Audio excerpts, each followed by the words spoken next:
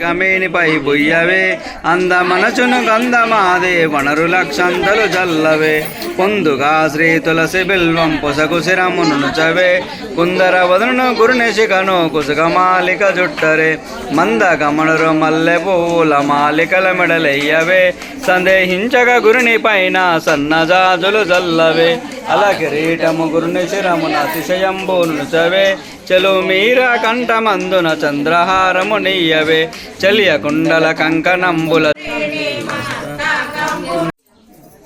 అక్కడికి వెళ్ళి అనవడలు అందరూ నమస్కారం చేసుకుంటాము. జయ జగదంబ మాతాకి.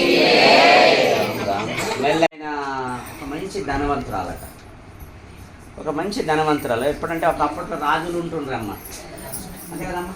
రాజులు ఏదో పటేళ్ళు వాళ్ళు పెద్ద పెద్దలు ఉంటే రోజు కూడా అంటే అందరికీ ఉంటుంది కానీ అందరికీ జ్ఞానం రాదు, దానం చేసే గుణం రాదు అందరికీ. అది పూర్వజన్మం పుణ్యం ఉంటేనే అది వస్తుందట వాసన. అయితే ఆమె ఏం చేసిందంటే వాళ్ళకు అన్నీ ఉన్నాయి, రాజ్య పరిపాలన చేస్తున్నది, అంతా చేస్తున్నది, రాజు కూడా బాగా అన్నీ చేస్తున్నాడు, కానీ పుత్ర సంతానం లేదు పాపం.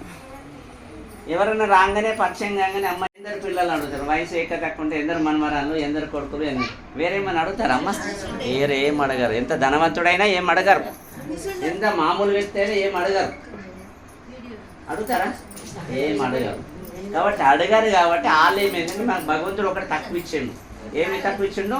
సంతానం తక్కువ ఉన్నది. ఇక మనకున్న సొమ్ము అంతా కూడా దాన ధర్మాలు చేద్దామని భార్య భర్తలు ఇద్దరు అనుకున్నారట.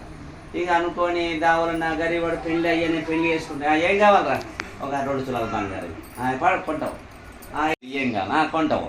అట్లా ఊళ్ళే మంచి మాట అంటే ఒక దేవుళ్ళలాగా చూస్తుంది. అది దాన ధర్మం చేసినప్పుడు ఆపత్తిని ఆదుకున్నాడే భగవంతుడట, ఆపత్తిని ఆదుకున్నవాడే భగవంతుడట వాస్తవం.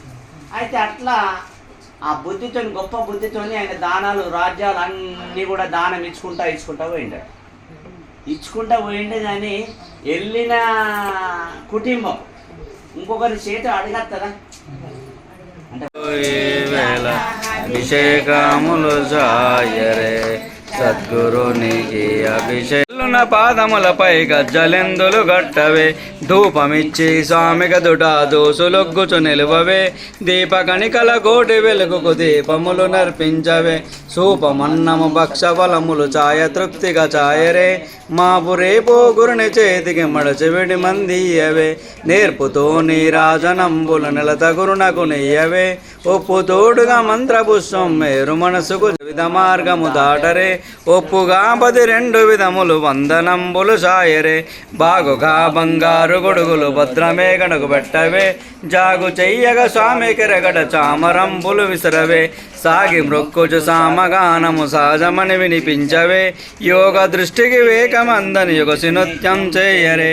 సుతది ఈ విచారమంతై సూక్ష్మతరమని చెప్పవే హృదయ కమలము నందు నిండుకొని అభ్యసించి నను గదే ఈ విధంబున బ్రహ్మవేత్తలు వివిధ మార్గము దాటరే సదయ్యో మాయప్ప గురుపద సరసిజమ్ములు నమ్మవే సదయ్యో మాయప్ప గురుపద సరసిజమ్ములు నమ్మవే పులోకిదారీశ్వర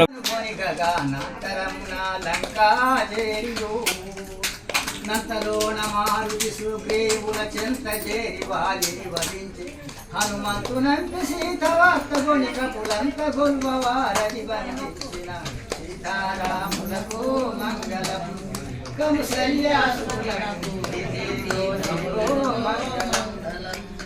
కోటాన కోటే కపులతో సాగరమును దాటి నేటి రావణుని శరముతో గీటడించి విభీషణు నిలంకపును మేటి చేసి కైవల్యపు చేరిన నాటి రామచంద్ర సీతారామ వ్యాటవాసులను పాలించు సీతారాములకు మంగళం కౌసల్యాసులకు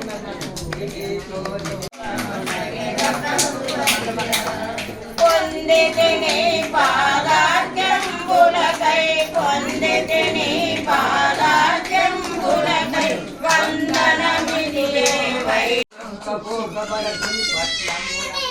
ఎక్కుమనియు పూజించలక్ష్మణులు ప్రక్కల నడువల బయలుదేరిన సీతారాములకు మంగళం కౌసల్యాసులకు మంగళం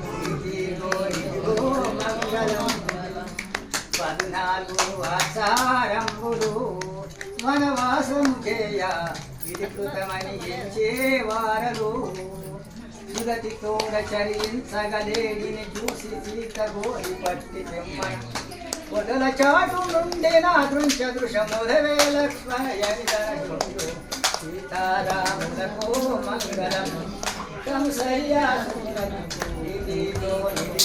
మంగళం అనంతలో దశకంఠుడే తెంచెను